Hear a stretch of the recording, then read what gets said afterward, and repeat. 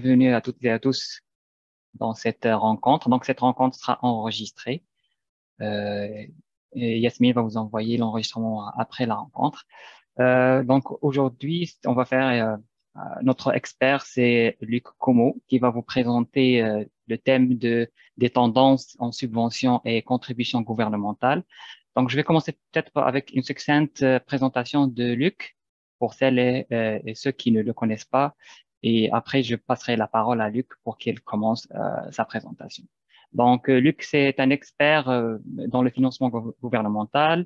Il a dans son actif, je crois, plus de 32 ans d'expérience. Il a fait aussi plus que 800 programmes de financement.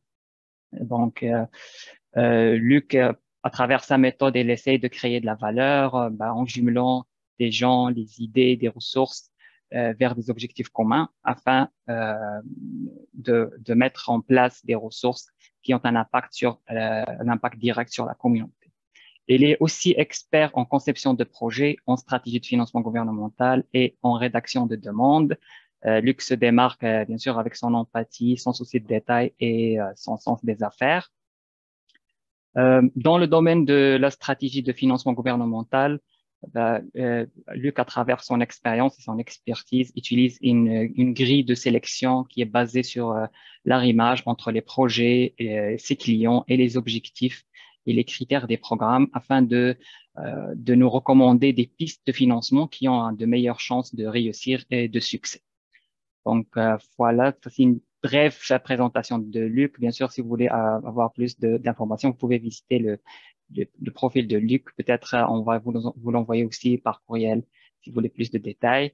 Donc, Luc, sans tarder, je te passe la parole pour que tu commences à partager avec nous toute l'information et ton expertise sur le domaine. Merci. Oui, avec plaisir. Premièrement, merci pour l'invitation. Je suis toujours heureux de contribuer bénévolement à des communautés d'apprentissage virtuelles. Je crois que c'est très utile comme outil et que ça permet un partage d'expérience. Moi, je suis originaire de Sturgeon Falls. J'ai connu mon éveil en francophonie au journal étudiant L'Orignal déchaîné il y a très longtemps, en 87.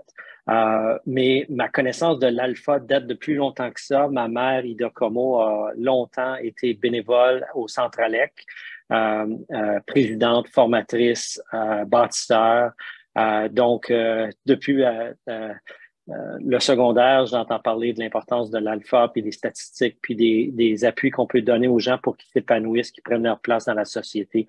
Donc, évidemment, je suis un fan du mouvement et puis j'ai eu la chance à quelques reprises d'appuyer la coalition au fil des années. Donc, je suis très heureux de continuer à collaborer. Comme vous pouvez comprendre de la présentation, je suis une des rares personnes qui aime ça, écrire des demandes de financement gouvernemental. Donc, je m'y donne à cœur joie. Je crois vraiment que c'est un instrument important dans la communauté franco-ontarienne. Je travaille presque exclusivement en français en Ontario. Et essentiellement, je vous salue parce que si vous participez à la session, c'est que vous jouez un rôle ou vous allez devoir jouer un rôle dans le financement de projets ou d'organismes. Et puis, moi, je salue tous les gens qui mettent de l'effort là-dedans pour mettre en place des sous pour qu'on puisse avoir un impact sur la communauté. Donc, aujourd'hui, je vais vous parler un petit peu de ma lecture de la situation, de mon point de vue de spécialiste. J'essaie autant que possible de vulgariser les contenus. Le monde des subventions et contributions gouvernementales peut devenir très technique, mais en bout de piste, c'est des transferts de paiement, c'est des sommes que le gouvernement octroie à des organismes pour faire du travail dans la communauté. Je vais également vous présenter des programmes clés. Parmi les 800 programmes que je connais, j'en ai choisi 5 que je vais vous présenter aujourd'hui, dont un qui est une opportunité très intéressante là, du gouvernement fédéral qui vient de mettre en place le mécanisme de distribution de leurs 400 millions pour le fonds de relance des services communautaires. Donc, tous les organismes au Canada peuvent faire demande à ce programme-là. Je vais mettre un peu plus d'accent sur celui-là. Mais essentiellement, mon objectif aujourd'hui, c'est de vous partager mon point de vue et des programmes qui pourraient vous intéresser. Peu importe si vous faites une demande par année au ministère ontarien et rien d'autre, ou vous en faites 10, 5, 12, 30, le vécu des organismes en Ontario français varie énormément de ce côté-là, mais le fil commun, c'est toujours décider si on fait la demande pour aller chercher des sous pour faire quelque chose qui vraiment répond à un besoin. Donc, c'est un peu comme ça que je vois les choses. Comme je vous disais tantôt, l'univers du financement gouvernemental, des fois, c'est un peu comme un iceberg. On entend parler de subventions. Il y a beaucoup de détails, beaucoup d'exigences. Avec le temps, on devient de mieux en mieux et de plus en plus capable de comprendre les enjeux là-dedans. Moi, au fil du temps, j'ai écrit ma première demande de subvention pour l'Orignal déchaînant en 88. Depuis ce temps-là, j'en ai écrit des centaines et j'apprends encore à chaque jour. Chaque nouveau programme, chaque nouvelle opportunité me permet d'apprendre des choses. Donc, il faut vraiment l'aborder comme un apprentissage continu. Je n'ai pas à vous convaincre sur ce principe-là, évidemment. Vous le connaissez déjà. La tendance clé, ce que j'observe, moi, ce qui se passe, c'est il y a une époque, ceux de vous qui sont dans le réseau depuis 20-30 ans vont s'en souvenir, où on pouvait appeler Patrimoine ou le Bureau du Québec à Toronto avec une excellente idée. Et puis, la personne s'enthousiasmait avec nous, puis il nous disait, écris-moi une lettre. Et puis, 6 mois plus tard, un chèque de 25 000 arrivait dans la poste avec une note, s'il vous plaît, nous envoyer un rapport à la fin de votre projet. C'était l'époque de la subvention sans exigence. Et puis, dépendant de qui on connaissait, la force de nos projets, on pouvait aller chercher des sous. Et même si on n'atteignait pas les résultats, il n'y avait pas de mécanisme de contrôle. Depuis une vingtaine, quinzaine d'années, c'est très différent. Il y a des concours, il y a une concurrence. C'est un petit peu comme quand votre municipalité donne un contrat pour le déneigement du centre sportif et communautaire. Les compagnies doivent répondre aux exigences, fournir de la documentation, expliquer les résultats qu'ils vont livrer. Et là, ils ont des chances ou non d'être sélectionnés selon leur présentation, leur dossier. C'est des êtres humains qui lisent avec un stylo à la main et puis qui ont une grille d'évaluation. Puis cette réponse-là, OK, il mérite un 6 sur 10. L'autre compagnie mérite un 9 sur 10. Fait que si vous réussissez à monter votre dossier puis qu'il soit solide, avec toutes les pièces jointes comme les lettres patentes de l'organisme, la liste du CA, quand vous bâtissez un dossier complet qui est solide, les gens vous donnent des bons points et vous avez de meilleures chances de gagner la subvention. Ça peut sembler épeurant comme processus, mais c'est vraiment assembler des contenus et des pièces justificatives en fonction de ce que vous voulez faire, toujours en réponse aux besoins de vos clients, vos bénéficiaires. L'autre chose qui est une tendance qu'on voit de plus en plus, c'est les gens veulent voir un sondage, une étude de besoin, des témoignages de gens qui disent on a besoin de plus de formation dans tel domaine, ou des données de Statistique Canada qui disent il y a une augmentation francophone à Greenstone à cause de l'ouverture de la mine. Donc, c'est un fait probant, ça. Il va y avoir plus de Franco qui vont débarquer. On a besoin de plus de capacités pour les accueillir, les desservir. Donc, c'est vraiment les bailleurs de fonds qui sont les organismes subventionnaires, essentiellement le gouvernement fédéral, le gouvernement de l'Ontario, puis la Fondation Trillium. Il y a quelques autres exceptions, mais ils aiment beaucoup voir des exemples statistiques, des résultats de consultation avec les gens qui démontrent que le besoin est là. Ça les rassure qu'ils investissent dans quelque chose qui va avoir un impact. L'autre tendance, c'est l'explosion des programmes. Il y a, moi, depuis que je fais ça, à l'époque, il n'y avait pas des tonnes de programmes. Dans les 10 dernières années, on parle de centaines et de centaines de nouveaux programmes qui ont tous leurs objectifs. Ils veulent atteindre un but, comme Nouveaux Horizons veulent favoriser l'autonomie des aînés. Donc, des projets qui font ça ont des chances d'avoir des sous, tandis qu'à Patrimoine, c'est la vitalité de la francophonie. La formation de base en Ontario, c'est vraiment le nombre de personnes formées, desservies. Chaque programme a son point de vue. Puis des fois, on peut partir à la course, puis parce que ça a l'air intéressant, se mettre à écrire une demande juste pour avoir l'argent de ce programme-là. La citation de Mandela est pertinente dans ce sens-là. On peut pas bâtir du financement gouvernemental basé sur essayer d'aller chercher des sous ou avoir peur de manquer d'argent. Il faut beaucoup plus écouter ce que nos gens ont besoin, puis bâtir des projets, exemple de formation spécifique qui répondent aux besoins, puis là, soumettre avec espoir un dossier à un concours de financement. Donc, la grande tendance, c'est il y a tellement de programmes qu'il faut vraiment être sélectif Et puis, si vous en faites, disons, 2 par année, bien, dans la prochaine année, peut-être envisager en faire 3 ou 4, pas se lancer dans 12 demandes. C'est peut-être excellent, 12 demandes à partir de l'année 4, mais c'est vraiment une question de considérer en fonction de vos capacités, vos ressources, quelle demande faire dans l'année. Puis ça veut peut-être dire non à un paquet de programmes pour choisir celui qui est plus en lien avec votre mission. Il y a des façons de comprendre ces programmes-là. L'image, c'est au gouvernement du Canada seulement, il y a 200 ministères et organismes. Là-dessus, il y en a presque la moitié qui octroient des fonds. Donc, tu sais, ça peut apparaître un vrai fouillis. Mais si vous allez sur le site web monassemblée.ca, vous connaissez l'AFO, l'Assemblée de la francophonie de l'Ontario, vous pouvez vous abonner à un infolette financement auquel je collabore.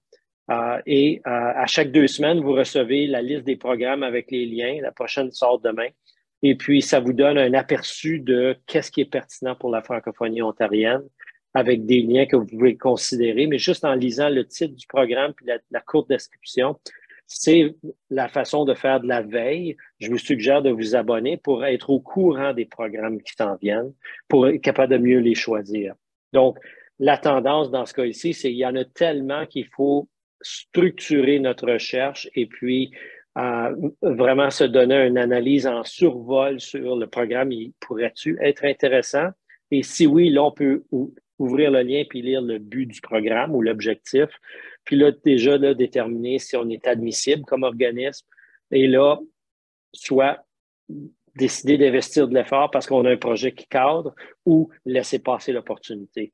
Donc, les organismes avec lesquels je travaille comme pigiste, je travaille à contrat pour préparer des demandes. Un programme va sortir, comme le programme pour aînés qui vient d'être annoncé cette semaine, de la province, qui vient de tomber du 6 mars. J'envoie le lien à mes clients des 2 dernières années. Et puis, il y en a qui vont dire « Ah oui, absolument », d'autres vont dire « Non, on passe ». C'est vraiment ça le processus. Et la grande tendance qui découle de ça, c'est qu'il faut vraiment avoir dans l'organisme, ça peut être la direction générale, ça peut être le trésorier, ça peut être un employé qui est un agent de programme, qui comprend les besoins, quiconque comprend les besoins de la clientèle desservie. Il faut vraiment, à chaque opportunité qui nous semble faisable pour nous, décider avec suffisamment de temps. C'est pour ça qu'il y a le petit cadran. Il est minuit moins 10 sur le cadran. C'est le pire temps pour commencer une demande de subvention, c'est 3-4 jours avant la date de tombée.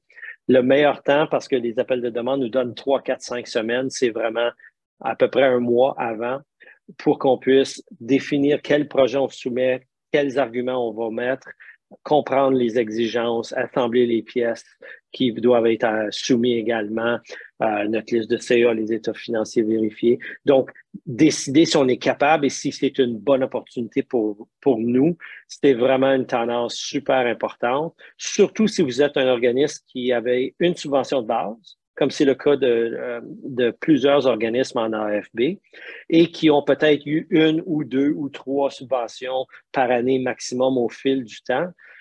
Acquérir une subvention, ça génère normalement entre 25, 50, 75 000 $. Il y a des dossiers qui vont jusqu'à 200 000 régulièrement. Aller chercher 25 000, l'impact sur votre budget, il peut être important.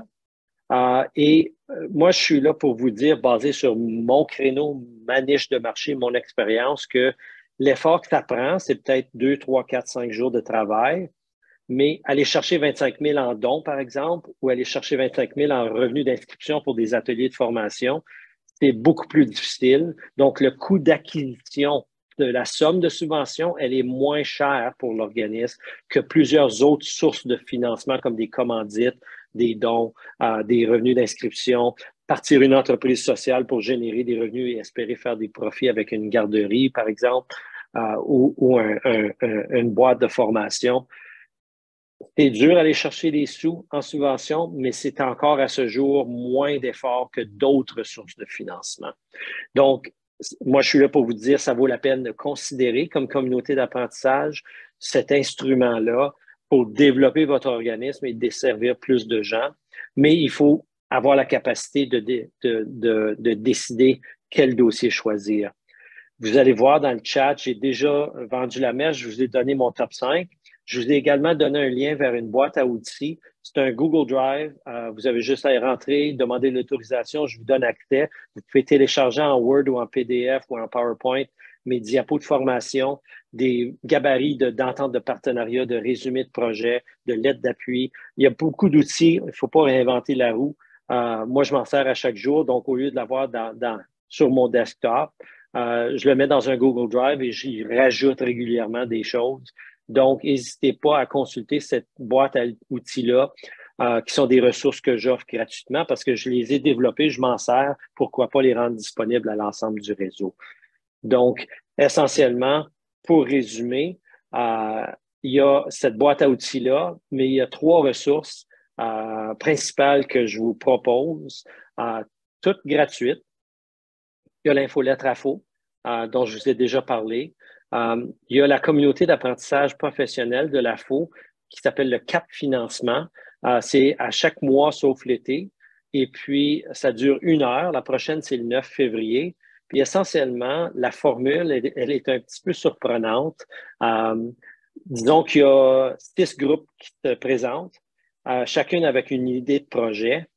Moi, parce que je travaille quotidiennement dans l'arrimage de projets avec les programmes, le Festival du Canard de Saint-Isidore assiste à la CAP. Ils disent, on est un festival local, on veut s'acheter de l'équipement pour pouvoir arrêter de le louer et on veut développer nos revenus autonomes.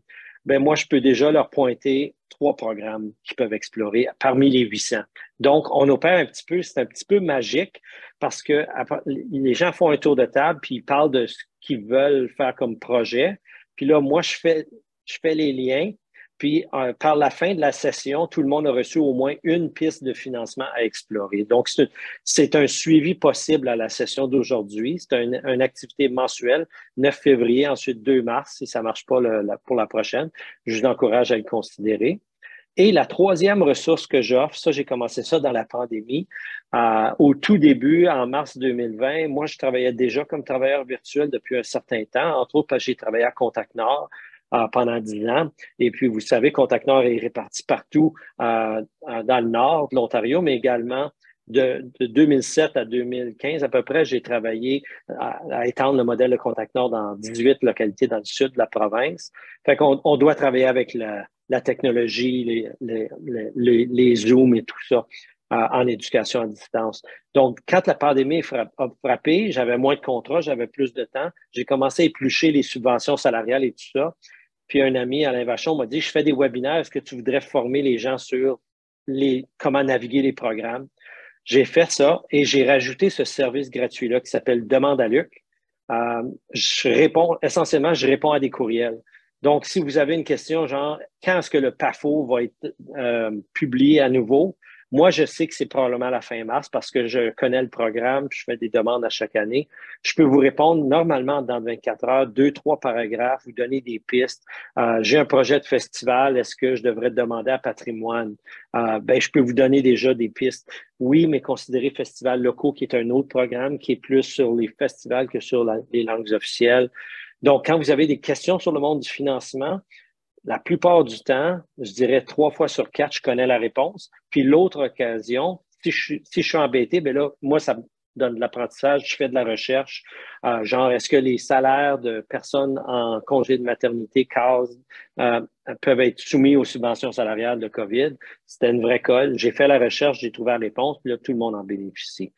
Donc, fin du pitch de services gratuits. Je suis également, évidemment, un pigiste, mais j'insiste sur le fait que la communauté a des capacités en demande de financement. Vous faites probablement une demande récurrente à chaque année, donc vous connaissez un peu le secteur. Tous les groupes ont la capacité de bâtir à l'interne une capacité d'aller chercher des subventions. Donc, je vous encourage à le faire. Est-ce qu'il y a des questions, des réactions à ce moment-ci avant qu'on passe à la sélection de programme? On peut faire une question-réponse à ce moment-ci ou à la fin, à vous de choisir. J'ouvre la table aux participants.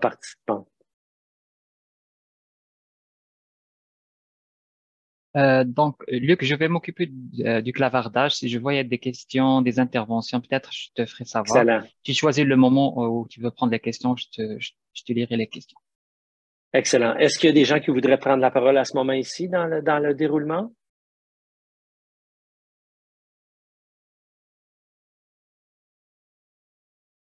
Excellent. Dans ce cas-là, on continue. Le gros programme je vais vous donner à peu près 5 minutes de ma perception.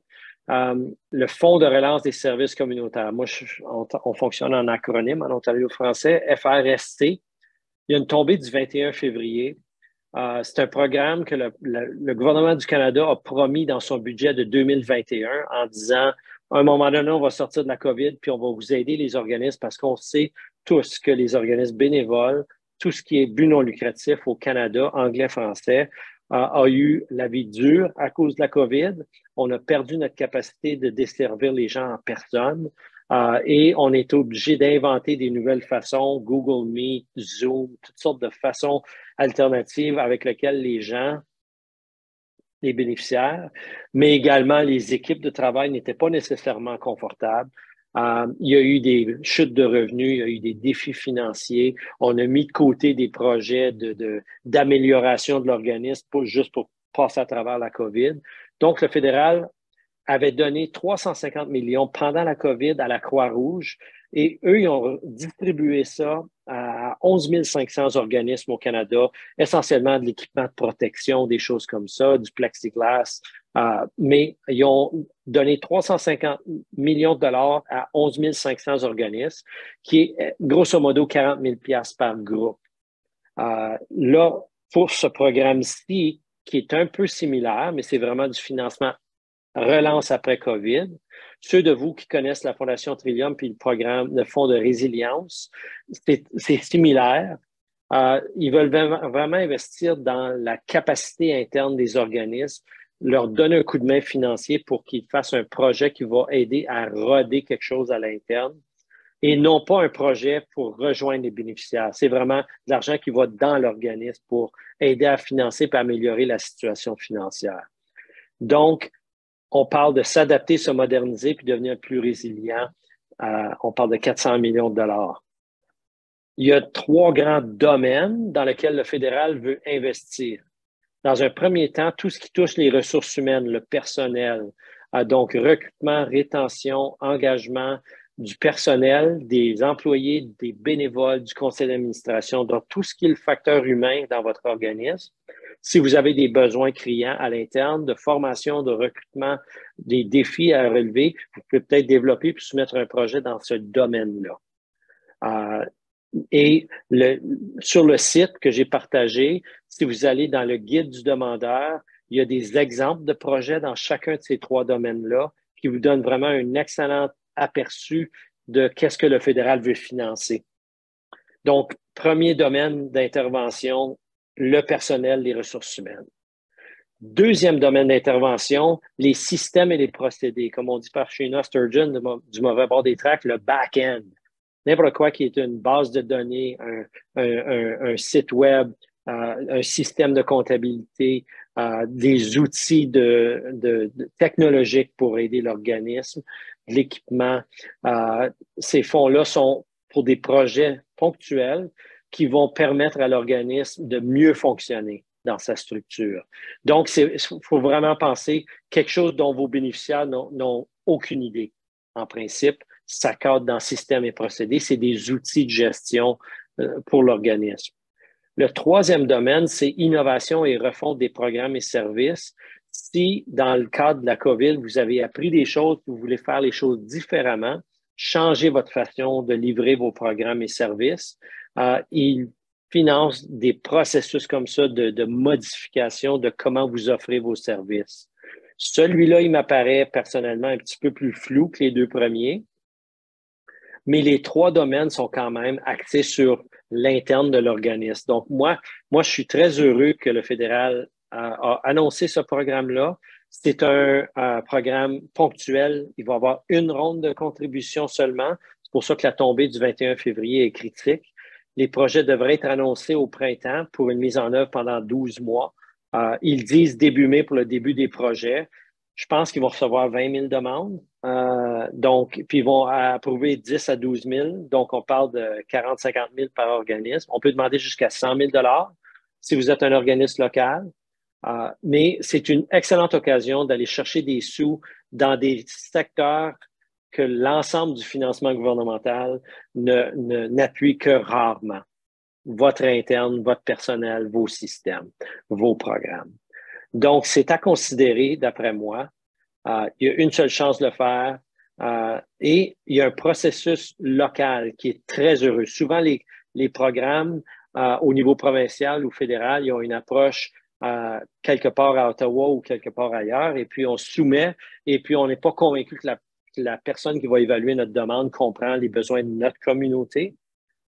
Le fédéral a pris une approche intéressante dans celui-ci. La Croix-Rouge, les fondations communautaires du Canada et Centraide, United Way, sont 3 organismes qui travaillent ensemble pour distribuer les fonds. C'est un petit peu surprenant, mais si vous choisissez un projet ressources humaines, personnel, dans le premier domaine, vous allez faire votre demande à la Croix-Rouge. Si c'est système et procédés, votre demande va aller aux fondations communautaires du Canada. Puis si c'est refonte de programme, c'est Centraide. La beauté de la chose, c'est que la Croix-Rouge et Centraide sont présents partout au pays et les fondations communautaires sont présentes dans beaucoup de communautés au pays. Je dirais à peu près 30 pas partout par contre. Donc, si vous êtes à Sudbury, vous avez un projet de refonte de programme, c'est Centraide United Way Nord-Est qui va recevoir votre demande et l'analyse du projet de la demande va se faire localement, régionalement. Donc, pour moi, c'est un grand avantage parce que les gens qui vont lire votre dossier ont une meilleure chance de comprendre la réalité de votre organisme. Donc, ça, c'est le pourquoi. Je le recommande à tous les participants aujourd'hui de considérer ce programme-là. Le deuxième, c'est Trillium Résilience. Oh, avant d'embarquer dans le deuxième, j'ai le guide du demandeur, il fait 16 pages. Il y a un FAQ, des questions posées fréquemment d'une 20aine de pages. J'ai créé, moi, un petit outil de 10 pages qui est vraiment des éléments visuels. Si vous voulez le considérer avant d'éplucher le site web, écrivez-moi un courriel, je vous l'envoie, ça me prend 30 secondes. Ça s'appelle Luxe Survol FRST, c'est un PDF. J'ai essentiellement pris les images clés, des informations clés, êtes-vous admissible, les dépenses admissibles, les exemples de projets. Si vous voyez dans la liste un projet que vous voulez faire, ben là, ça vous donnera envie de soumettre. Donc, assez dit pour le FRSC. En fait, avant d'embarquer dans Trillium Résilience, est-ce qu'il y a des questions dans le chat ou est-ce qu'il y a quelqu'un qui voudrait prendre la parole? Dans le chat, il n'y a pas de questions. OK. Donc, 5, 4, 3, 2, 1. On passe au deuxième. La Fondation Trillium, qui octroie 100 millions de dollars par année dans les communautés ontariennes pour soutenir le secteur à but non lucratif. De cela, bon an, mal an, il y a 5 qui va à la communauté franco-ontarienne. Donc, on parle de 5 millions de dollars. C'est quand même des sommes importantes. Vous le savez, depuis la pandémie, ils ont mis leur énergie sur des programmes de soutien aux organismes dans le cadre de la relance après la COVID. Donc, il y avait une tombée en décembre, il y en a une dans 2 semaines, c'est très rapide. Il y en a une autre qui s'en vient en octobre qui vous donne amplement de temps pour vous préparer si vous ne l'avez pas considéré à date. Essentiellement, c'est similaire au fonds de relance fédéral, mais ça revient 2 fois par année, encore cette année, après 3 années. Et il finance n'importe où entre 5 et 200 000 $ pour vous donner des outils pour survivre et vous rebâtir suite à la COVID. Il faut que ce soit un projet spécifique. Il y a 5 résultats. Si vous avez besoin de diversifier votre financement, il y a beaucoup de groupes qui ont été chercher de l'argent pour ça. Refonte de programme. Donc, c'est à considérer aussi. J'aurais tendance à vous suggérer, si vous ne l'avez pas considéré du tout à date, de mettre l'énergie du prochain mois dans le FRSC et par la suite de déposer à Trillium en octobre. L'avantage avec la Fondation Trillium, c'est leur site web est très, très clair. Leur portail est pas mal facile à utiliser et vous pouvez aussi réserver ce qu'on appelle un appel d'encadrement de 20 minutes avec un de leurs employés qui travaille dans les programmes. Vous expliquez votre idée, ils vont vous donner de la rétroaction. Donc, on peut échanger avec la Fondation. Il y a plusieurs agents de programme que les gens dans la salle probablement connaissent, Carmen Robillard, Francine Lecourt, Fernanda Gutiérrez. Il y a beaucoup de gens qui travaillent à la Fondation qui connaissent très bien la communauté franco-ontarienne. Donc, c'est à considérer aussi. C'est le seul autre programme, à part le nouveau fonds fédéral, qui investit dans des projets pour que l'organisme puisse se rebâtir. Il faut expliquer comment la COVID nous a affectés, qui on dessert, l'aspect sous-représenté. Évidemment, des clients AFB, c'est des gens qui sont à la recherche d'équité. Donc, il n'y a pas de problème pour le réseau AFB de se qualifier dans ce programme-là. Si vous n'avez pas des états financiers vérifiés, la Fondation Trillium accepte des états financiers internes signés par la présidence et le trésorier. Donc, il y a quand même une possibilité là. Et le formulaire est un petit peu plus simple que celui du FRST. Il y a moins de questions essentiellement. Il faut définir ce qu'on veut faire, expliquer les étapes qu'on veut franchir, bâtir un bon budget, justifier. Mais c'est un programme à considérer aussi qui, à mon avis, est à la portée d'un organisme local spécialisé en AFB. J'ai beaucoup tenté, entre autres, j'ai eu des échanges à plusieurs reprises dans les 4-5 dernières années avec Suzy Lauzon à Sault-Sainte-Marie qui m'a beaucoup fait part de la réalité d'un AFB local. Donc, j'ai tenté d'utiliser cette connaissance-là qui n'est pas complète pour sélectionner les programmes. Si vous voulez aller plus large que les 5, évidemment, l'infolette de la FO, normalement, il y en a 5 à 10 aux 2 semaines, donc c'est pas ça qui manque. Mais pour les top 5, le premier FRSC, le deuxième Trillium Résilience très bientôt ou à l'automne. Je m'arrête à nouveau. Est-ce que dans le chat? Dans le clap, non, il n'y a rien de le chat. Dans le clavardage, pas en ce moment. OK, je continue. On passe au numéro 3. Le PAFO. C'est le programme d'appui à la francophonie ontarienne. Normalement, il est publié en mars avec une tombée du mois d'avril. Je m'attends à ce que d'ici un mois, il soit annoncé à nouveau. Donc, si le FRSC 21 février ou Trillium 1er février, c'est trop rapide, celui-là vaut la peine de considérer lorsqu'il va être publié. Évidemment, il va être dans l'infolette si vous vous abonnez. Le PAFO a une enveloppe de 2 millions de dollars et puis il soutient des projets locaux, régionaux, surtout quelques projets provinciaux, mais il y a un accent régional, tout comme la Fondation Trillium, qui cible les régions, les 22 régions de l'Ontario dans le portail Trillium. Le PAFO, vous devez travailler avec les agents régionaux du ministère des Affaires culturelles et loisirs de l'Ontario. Donc, vous pouvez parler à un agent, Joël Gauthier à Sudbury, par exemple, Carmen Gould dans l'Est ontarien, des gens qui travaillent pour le gouvernement de l'Ontario et qui connaissent votre communauté. Le PAFO soutient des projets qui renforcent la capacité des organismes à offrir des services, qui promouvoient le recrutement, formation personnelle ou qui donnent des occasions de célébrer, favoriser la compréhension de la francophonie. Donc, formation de personnel francophone bilingue, c'est peut-être un lien avec votre mission. Donc, à mon sens, c'est à considérer. Les exigences du programme sont un peu plus corsées. Donc, si c'est votre première demande, c'est peut-être pas le meilleur dossier avec lequel commencer. Il y a un portail ontarien qui est un peu difficile à manœuvrer. Et évidemment, si vous recevez l'argent, les rapports d'étape, le rapport final, c'est très exigeant. Il faut vraiment avoir une excellente gestion financière, la comptabilité, les factures, être capable de justifier tout. Donc, on peut recevoir jusqu'à 50 000 $ et le programme a l'habitude de donner 40, 45, 50 et non pas saupoudrer à coût de 5 000 $, ce que moi, j'appuie beaucoup.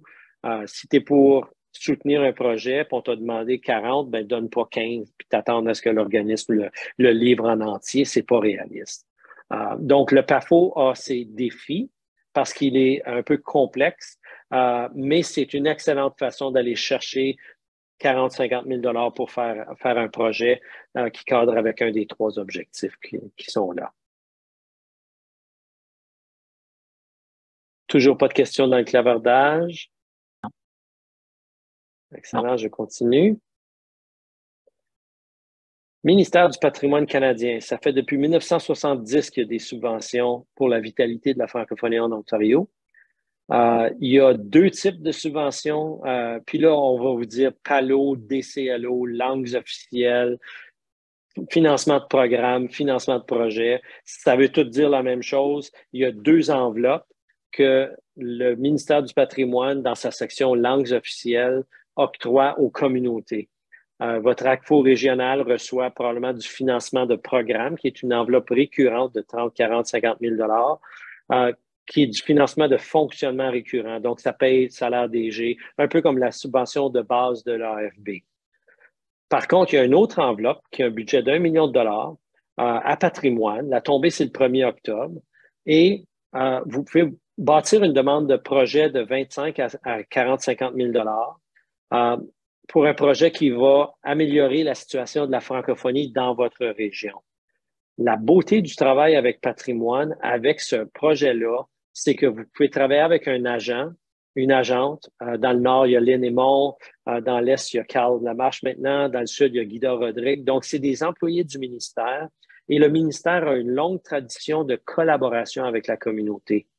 Qu'est-ce que ça veut dire, ça? Si vous avez une idée de projet, vous pouvez appeler le ministère et vérifier avec eux s'ils pensent que c'est un bon projet pour leur concours de projet, à savoir si c'est recevable. Vous pouvez même leur envoyer une description de 3 paragraphes, ils vont vous donner de la rétroaction. Vous pouvez même leur envoyer l'ébauche de votre demande 2 semaines avant la tombée, puis ils vont la lire et vous dire où renforcer. C'est un ministère, évidemment, qui soutient la francophonie canadienne, l'Ontario français depuis toujours.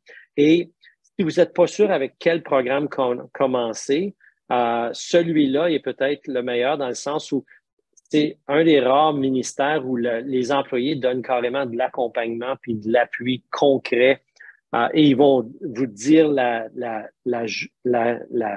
lecture interne.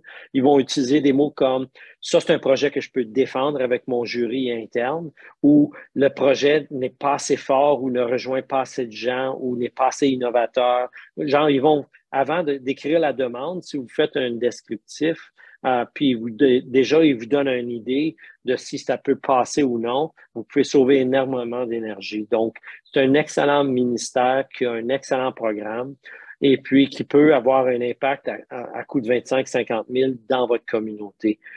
Et puis, les critères sont relativement larges, mais ils ont des priorités à chaque année. Ça varie d'une année à l'autre. Au début juillet, ils vont publier leur lettre d'appel et puis ça l'indique, comme par le passé, c'était des projets de partenariat ou des projets avec les médias sociaux. Ça varie d'une année à l'autre. Et vous pouvez marquer des points dans ce ministère-là si votre projet est en lien avec le plan stratégique communautaire de la communauté qui a été bâti avec l'AFO. Donc, si, exemple, le côté pérennité, renforcement des capacités, si ça vous aide, exemple, vous voulez rendre votre site web accessible selon les standards d'accessibilité pour l'ensemble de la population, non seulement les personnes voyantes, par exemple. Ils ont déjà par le passé soutenu des projets comme ça. Donc, c'est un programme, c'est le 4e dans la liste de 5. Je vous recommande de regarder le site web, c'est relativement bref, et d'ensuite d'écrire un courriel puis d'entamer une discussion avec un agent du ministère. Je fais une pause à nouveau pour vérifier le clavardage. Non, je vois pas de questions dans le clavardage. Il y a quelqu'un qui veut prendre la parole?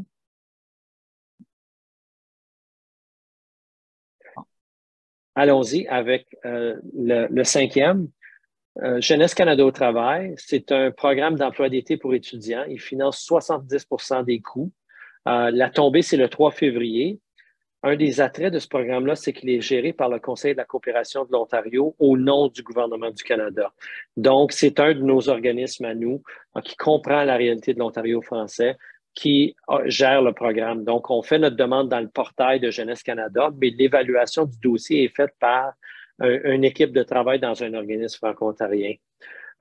Donc, normalement, ils vont vous financer 1, 2 ou 3 postes et ils vont couvrir 70% des coûts. Ça vaut la peine de considérer dans deux circonstances. Premièrement, si dans votre organisme, il y a des dossiers comme par exemple bâtir une base de données, une infolettre et augmenter notre présence dans les médias sociaux, que vous tentez de faire depuis longtemps, mais vous n'arrivez juste pas dans le quotidien à le faire, vous pouvez bâtir une série de tâches, embaucher un étudiant qui a cette connaissance-là, puis le faire travailler pendant 4 mois, puis il va bâtir un calendrier de publication, vous faire participer dans les médias sociaux, des choses comme ça, vous former sur comment faire des posts, tout ça. Donc, dans un premier temps, si vous avez des tâches que vous pouvez grouper dans un rôle, une job de 4 mois temporaire, qui cadre avec des expertises étudiantes, ça, c'est une excellente raison de considérer le programme. Et deuxièmement, si vous avez des projets ou des programmes qui sont actifs l'été, comme par exemple, il y a des groupes qui font beaucoup de camps d'été ou de formation durant l'été. Dans ce cas-là, avoir plus de gens pour vous aider, c'est à considérer.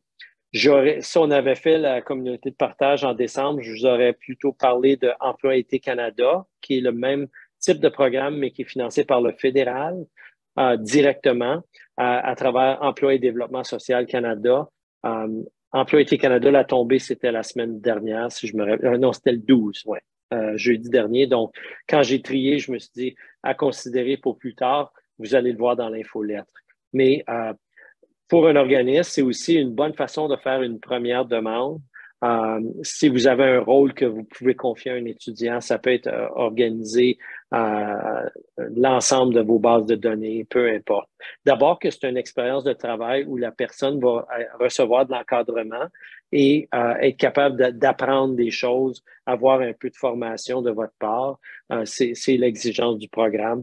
Et là, évidemment, ça vous permet aussi d'embaucher un étudiant localement ou quelqu'un qui est peut-être pas présentement dans votre communauté, mais qui est parti aux études puis qui reviendrait pour l'été travailler dans votre communauté. Donc, c'est le 5e du top 5. Je conclue en vous expliquant, avant la période de questions, que j'offre évidemment le service de préparation de demande. Quand je travaille à contrat comme ça avec un groupe, je prends en charge l'analyse détaillée de tous les critères puis du guide du demandeur. Puis je travaille avec vous pour préparer toutes les réponses aux questionnaires, les tableaux budgétaires, les pièces jointes. Donc, je prends vraiment en charge la préparation de la demande avec vos contenus et votre appui. Donc, en guise de conclusion, moi, je roule ma bosse en Ontario français depuis 87. J'ai vu plein de beaux projets dans plein de communautés. J'ai vu, alors que j'ai travaillé dans le 400e pour la FO, j'ai vu plein de communautés fêter la vitalité de la francophonie dans des petites communautés dans le nord-ouest, autant que des grandes villes comme Toronto, Ottawa, Sudbury. Je vous encourage comme organisme à desservir davantage votre clientèle, puis de considérer le financement gouvernemental comme un outil pour faire grandir votre portée puis votre impact sur les gens.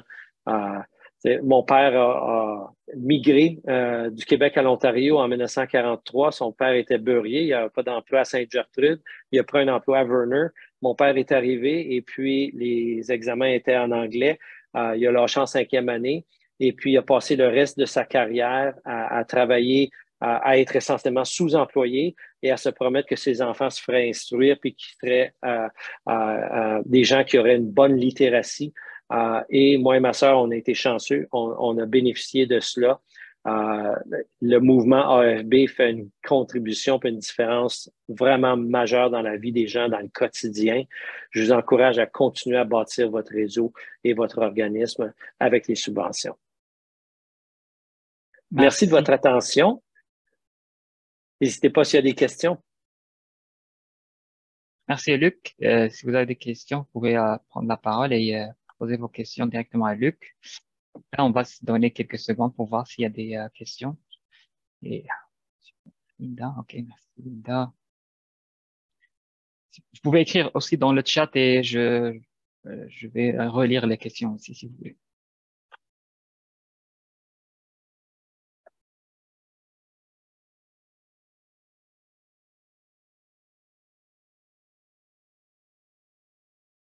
Quelle belle présentation. Romel, quelle belle présentation.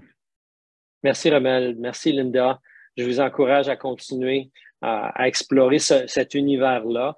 Je vous ai donné un peu des bouées de sauvetage si vous vous sentez un peu, comme on dit par chez nous, overwhelmed, un petit peu comme que c'est beaucoup. Il y a des ressources en Ontario français pour vous appuyer. Ouais. Luc, Luc, oui. quelle serait ta question? Bonjour tout le monde. Merci beaucoup. L'information est très utile. Tu nous partages des sites que je connaissais et d'autres dont je ne connaissais pas. Moi, ma question, c'est avec le gouvernement, avec le programme de AFB, on reçoit déjà une subvention. Quelles sont les tombées si on allait chercher un autre 25 000 pour un autre projet? Est-ce que le ministère avec lequel on reçoit déjà des subventions, le ministère du Travail, de l'Immigration, de la formation et du développement des compétences, pourrait analyser l'autre subvention qu'on est allé rechercher? Comment ça se rejoint, ça, là? Garde pas le ministère. C'est une excellente question. Il ne faut pas mettre en péril notre subvention de base lorsqu'on exploite des subventions de projet. Tout ce que je vous présente là, c'est vraiment apport à patrimoine, financement de programme, qui est une enveloppe déjà concurrentielle. Il y a très peu de gens qui peuvent y accéder. Puis si vous avez déjà une subvention de base, normalement, vous n'êtes pas accepté. Il ne faut pas menacer votre subvention de base. Votre agent au ministère ontarien qui vous offre la subvention de base, vous pouvez l'informer de vos démarches pour tenter d'augmenter vos services offerts. La clé de la réponse à la question, c'est de s'assurer, si vous avez une subvention de base, disons 80 000 et vous recevez 25 000 de nouveaux horizons pour sensibiliser les aînés à devenir mentors en alpha. Il faut expliquer et faire sa tenue de livre de manière à ce que le 25 000 est dépensé pour des choses de projet à court terme, selon ce que le bailleur de fonds Nouveaux Horizons veut payer, et que l'autre 80 000 de dépenses n'est pas touché par le projet.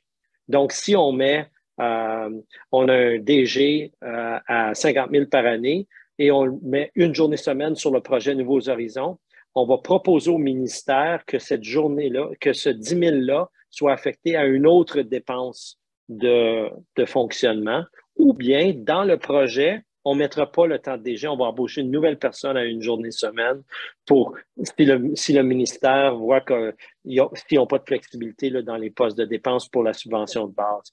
Donc, l'essentiel, c'est évidemment le dialogue avec votre bailleur de fonds principal, mais s'assurer que dans la mise en œuvre du projet, puis dès que vous écrivez la demande, vous pouvez le bâtir, le budget dans ce sens-là, que ça soit des choses en surplus à ce que vous faites normalement. Pour éviter, c'est tout simple, il ne faut pas que la même facture ou la même dépense soit dans les deux. À Sturgeon, on appelle ça du double dipping. C'est un risque financier. Les vérifications comptables cherchent ce genre d'erreur-là. Une bonne gestion financière nous permet de l'éviter, mais c'est surtout en faisant en sorte que les dépenses dans le nouveau projet, c'est des nouvelles dépenses imprévues dans le budget de fonctionnement qu'on donne au ministère.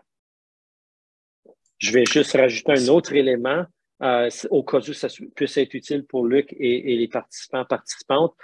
Il y a votre subvention de base. Si vous avez d'autres revenus comme des revenus d'intérêt, des fois des revenus d'inscription, des dons, ces sommes-là sont des sommes qui ne sont pas attachées à des subventions. Donc, vous pouvez vous en servir comme vous voulez.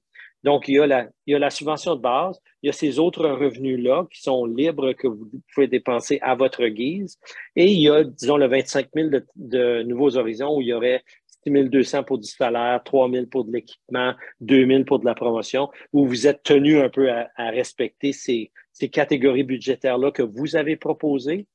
De la même manière que dans votre subvention de fonctionnement, il faut respecter les lignes de budget qu'on vous a accordées. Fait que j'espère que ça l'aide. C'est une excellente question, Luc.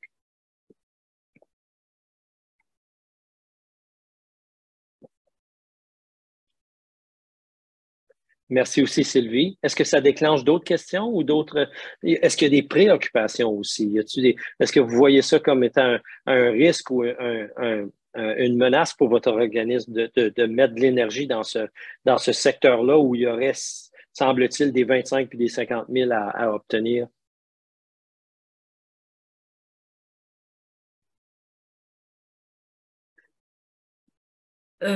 Moi, je pense pas que ça m'inquiéterait pas de recevoir un montant comme ça. Le plus dur, je trouve, c'est de vraiment d'écrire la demande, de trouver le temps aussi de faire ça. On est presque toutes des très petits centres avec une couple de personnes qui travaillent. Fait que de prendre le temps d'écrire tout ça, ça devient lourd. Tout à fait. On parle de essentiellement 3 à 5 jours. Il y a Tina Anne qui est en ligne avec nous, qui en écrit non seulement dans le domaine de l'AFB, mais dans d'autres domaines aussi. Peut-être que Tina Anne pourrait nous donner, si elle est voulante, je la mets sur le spot, là, parce que je la connais, si elle a des suggestions à faire de ce côté-là. Mais essentiellement, quand je disais un mois, le 3 à 5 jours d'ouvrage, essentiellement, il faut le répartir en 1 heure ou deux, 3 fois par semaine dans tout le mois, où on revient au dossier, puis on fait l'analyse, ensuite on fait le descriptif, ensuite on analyse le formulaire, on remplit les morceaux qui sont du copier-coller, ensuite on réfléchit aux questions dans des petits blocs de travail d'1 à 2 heures à la fois, sans interruption. Je sais que ça peut être difficile. Donc, c'est un peu ce que je suggère, moi, pour venir à bout de l'écrire. Mais on s'en cachera pas. Il y a des gens je connais des gens qui écrivent leur demande de subvention avec un café le dimanche matin avec les jeunes élèves. Ça aussi, ça arrive. Et pour ces petits projets, est-ce qu'on peut engager un pigiste? Oui, il y a beaucoup de gens qui le font. Moi, normalement, les honoraires varient beaucoup d'une personne à l'autre. Il y a des gens à la retraite qui gagnent pas leur vie avec ça, qui le font pour moins cher que moi. Moi, mes honoraires sont normalement dans le 2000 à 2500 pour faire une demande. C'est cher. Et au Canada, on peut pas faire des demandes de subvention comme on peut faire de la vente de commandite ou de publicité, c'est-à-dire à commission. Il y a des clauses dans tous les contrats contre les honoraires conditionnels. Donc, si quelqu'un vous dit, je vais vous charger 15% de ce que tu obtiens, c'est à refuser parce que ça ne correspond pas à la loi sur les lobbyistes du Canada. Tout le secteur bénévole, c'est une raison pourquoi on est dans ce pétrin-là, puis on n'en écrit pas toujours beaucoup des demandes. Vous devez prendre de l'argent, un surplus, exemple budgétaire, pour l'investir dans du temps de votre personnel, embaucher un rédacteur à salaire dans votre organisme ou le donner à un pigiste à contrat. Et si la personne vous l'écrit et c'est refusé, vous avez là un dossier qui est peut-être présentable ailleurs, mais vous ne vous faites pas rembourser, là. Donc, les organismes qui veulent faire ce travail-là et qui veulent embaucher un pigiste, normalement, le font avec des fonds de surplus. Et si ça marche, en général, ça marche 1 fois sur 4, des fois 1 fois sur 3. Je ne veux pas vous décourager davantage, mais c'est ce que j'observe. Donc, il faut en écrire 2, 3 pour en gagner une. Moi, dans mon métier, j'ai beau être expert, j'ai des refus au moins 50% du temps, des fois beaucoup plus. Donc, il faut bâtir dans l'approche. Genre, dans la prochaine année, on va en écrire 3 et si on en a une, on va aller chercher 25 ou 50, puis ça va nous lancer pour l'année. Et peut-être que l'année d'après, on va en écrire 4 ou 5. Si on en a 2, ben là, on a augmenté notre chiffre d'affaires de 25 ou 50 ou 75 000 sur 2 ans, ce qui est quand même, pour beaucoup d'organismes AFB, c'est presque doubler le budget ou augmenter de 50%, ce qui serait majeur. Mais ça prend vraiment ce type d'investissement-là. Il y a des gens qui chargent plus dans le 1 500 $ pour écrire la demande. Entre autres, s'ils connaissent très, très bien le programme et votre organisme, c'est moins d'efforts. Mais ça dépend vraiment du dossier. Les demandes au FRSC, par exemple, sont assez complexes. Moi, je les facture à 2700 $. Fait que c'est des tarifs qui sont parfois impossibles à considérer pour des organismes locaux. C'est une des raisons pour lesquelles moi, je gagne ma vie avec ça, mais c'est pour ça que je partage mes ressources autant que possible, puis mon expertise pour renforcer la capacité des organismes. J'espère que c'est utile, Linda. Oui, merci. On a une question de Rommel aussi. Donc, Rommel dit que oui. Vos honoraires, est-ce que vous les percevez après l'acceptation du projet? Non, essentiellement, disons que vous m'embauchez pour écrire la demande du 21 février. On signe une entente, je vous facture sur signature et 30 jours après, lorsqu'on soumet la demande, la facture est payable et si elle est acceptée, que la subvention soit acceptée ou non, la facture doit être payée au moment du dépôt. Donc, c'est une formule qui n'est pas alléchante pour beaucoup d'organismes.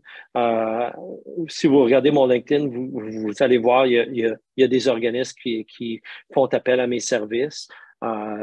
Mais c'est vraiment une situation où c'est l'organisme qui prend le risque. Donc, faut que le conseil d'administration, à mon sens, ait une vision de développer l'organisme et vouloir investir du temps de la direction générale, du temps d'un employé à temps partiel que vous allez embaucher ou du temps d'un pigiste. Que ce soit interne ou externe, les coûts sont essentiellement semblables.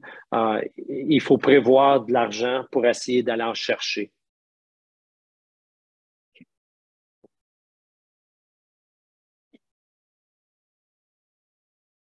Évidemment, je suis très limpide et transparent et direct. Là, je ne veux pas créer de fausses attentes dans le réseau. Mais essentiellement, moi, ma moyenne au bâton, c'est 1/3, alors que dans ma perception de la situation, les organismes en Ontario français ont une moyenne d'à peu près 1/4.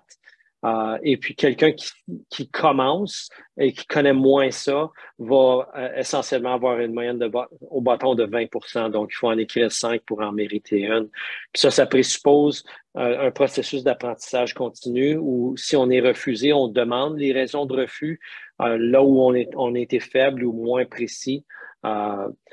Donc, c'est vraiment la moyenne que je vois et la norme que je vois. Une autre question de Rommel aussi. Avec votre expertise, quelles sont les chances pour qu'un projet soit accepté? C'est ce que je viens d'adresser à mon sens avec la moyenne au bâton. Donc, Okay. il y a essentiellement, il n'y a aucune garantie et les chances peuvent être meilleures avec un expert, mais si vous comprenez votre besoin et vous comprenez votre communauté, c'est peut-être mieux de l'écrire vous-même. Ça varie énormément. À titre d'exemple, le Fonds de relance des services communautaires, s'il y a 20 000 demandes, ce que je prévois d'organismes anglophones, francophones, aussitôt que tu es un organisme à but non lucratif, même non incorporé, tu peux appliquer pour ce fonds-là. Qui va recevoir de l'argent, qui va se faire refuser, c'est absolument impossible à prédire. Donc, peut-être que l'Ontario français va avoir une moyenne au bâton de 10% dans ce programme-là. Peut-être qu'on va avoir une moyenne au bâton de 50% dans ce programme-là. On ne le sait pas. Chose certaine, la francophonie canadienne est dans la liste comme un groupe à la recherche d'équité. Donc, on a des points boni, tout comme dans d'autres programmes comme Emploi et Été Canada. Si on coche la case desservez-vous les communautés minoritaires, oui, ça nous donne des points dans l'évaluation. Mais c'est impossible à prédire à chaque fois les chances qu'un projet soit accepté.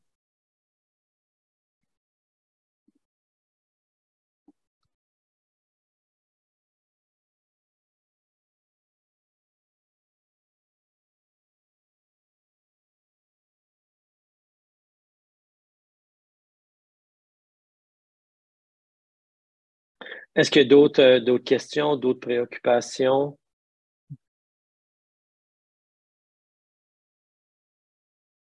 Moi, je lancerai le défi à la coalition. Si vous souhaitez, moi, je peux revenir dans 6 mois ou 1 an pour faire le point avec la communauté d'apprentissage, puis prendre connaissance de vos expériences et possiblement vous donner d'autres suggestions pour l'année qui suivrait. Merci, Luc. Merci de s'être disponible pour les partenaires et pour nous aussi. Et je crois que c'est un mot de fin pour finir la séance et si on va clôturer après ton mot de fin. Excellent. Je vous encourage à viser haut, à considérer le financement gouvernemental. Et un grand merci à la coalition pour le travail qu'elle fait en Ontario et auprès des réseaux nationaux en formation de base, mais surtout un gros merci de ma part, de la part de ma famille, J'ai de la famille, des amis un peu partout en Ontario français. Je suis certain qu'il y en a qui utilisent vos services. Donc, je vous remercie pour le travail que vous faites à chaque jour pour aider les gens à faire leur chemin dans la vie. Merci beaucoup, Luc. Merci pour toutes les informations, le partage que vous avez fait avec nous aujourd'hui.